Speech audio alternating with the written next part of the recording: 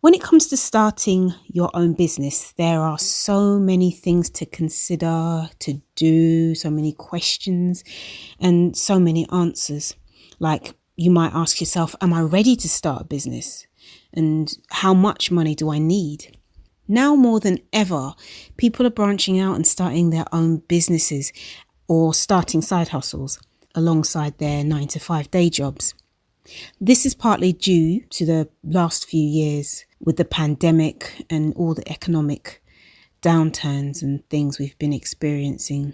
Now, before you start your entrepreneurial journey, you need to assess the market, and just as important as that, to do a self-assessment.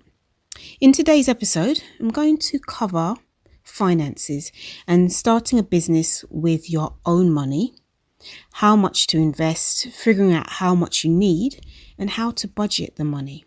So, are you ready? Let's get into it. Welcome to the Elevate Your World podcast. This podcast is for anyone who wants to take their business to the next level. Each episode tackles a topic relevant to entrepreneurs and those looking to start a business.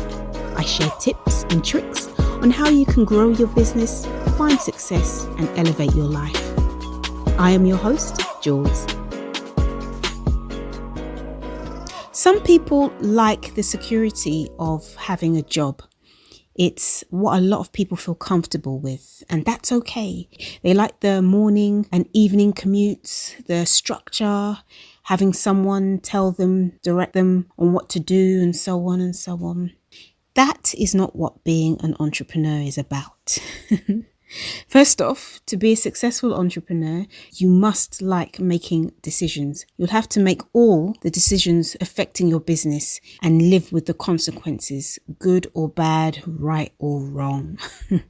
You also need to be self-motivated and a self-starter. You don't have a boss telling you what to do, although you may probably have clients or customers telling you what they want.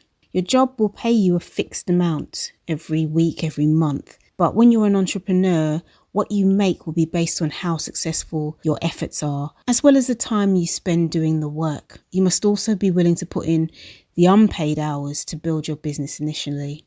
You have to be mentally strong. Oh gosh, yeah, strong enough to deal with the setbacks an entrepreneur lifestyle will throw at you every once in a while. When the sales are as empty as your bank account, but you still have electric bills to pay, will you be able to deal with that kind of pressure?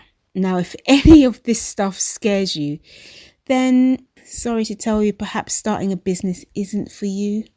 If all of what I've said hasn't put you off, then yay, then you've got what it takes. Now, first things first, how much can you afford to invest in your business? There's no point in figuring out things like what type of business you want to start and what you need to buy until you know how much you can invest. If you only have, for example, £1,000 to invest, you need to take a look at the different types of businesses you can afford to start in that price range. You can always expand it later or even sell your first business once it becomes profitable and invest the proceeds into starting something else that you actually want. The important thing here is figuring out exactly how much you can afford. This may be simple for you. Maybe you have some money already set aside, just waiting for the day when you're ready to start a business, like now. Or maybe it's not so simple. Maybe you don't have much cash available at the moment to start your business. And if this is the case, there are some creative ways you can get the money.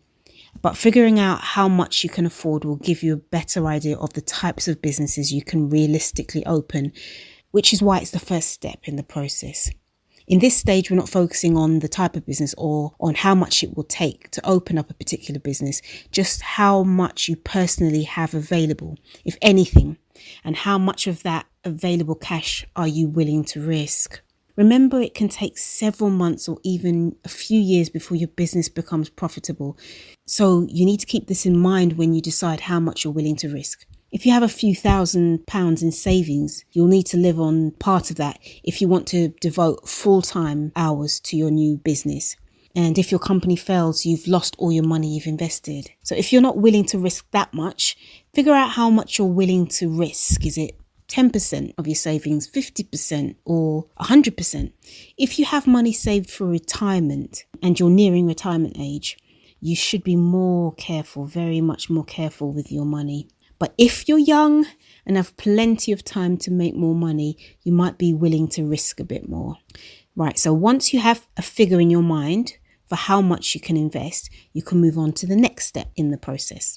Okay, I've talked about figuring out how much you have available to invest. And now the other side of the coin, which is how much you really need to invest. For a second, forget about how much money you have. And now think about the type of business you're most interested in starting. And start doing some research to figure out all the common startup costs. This might include things such as a domain name, the web hosting, web design, the tech, and the actual products. And try and think of every single thing you will need. Make an itemized list of this and find out an average price. You may not get the exact price, but at least some averages. Be as thorough as you can, really, with this.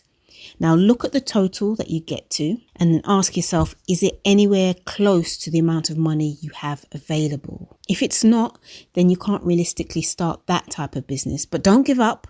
There are options that can help you in this case. For example, you can start a different type of business. And now once that's profitable, you can start the business you really wanted to open. And you can find more money to invest through, just some creative methods, or perhaps lower your startup expenses by doing things such as carrying fewer products. But once you figure out a business you can afford to start on the current budget you have, it's time to move on to the next step.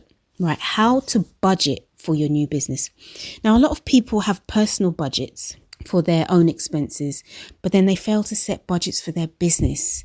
And it's frustrating because this is the big reason why businesses fail. They spend and spend and spend without enough thought about how to really make all that money back and where it's really going. So you should already know by now how much you have to invest in your business. It might be a few hundred, a few thousand, or maybe next to nothing. But whatever that figure is, you need to set a budget that falls within the figure and stick to it. So again, make a list of everything you absolutely must have to open your business. I'm going to use an example here. So let's say you have £100 to invest. It's a small amount. There's still a lot of businesses you can start with that kind of investment. It might be something like this. So a domain name, about £14 per year.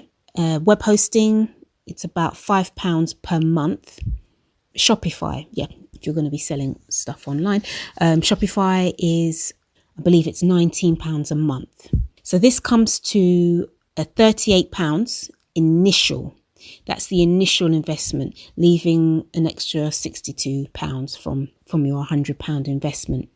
Now take a look at the monthly expenses.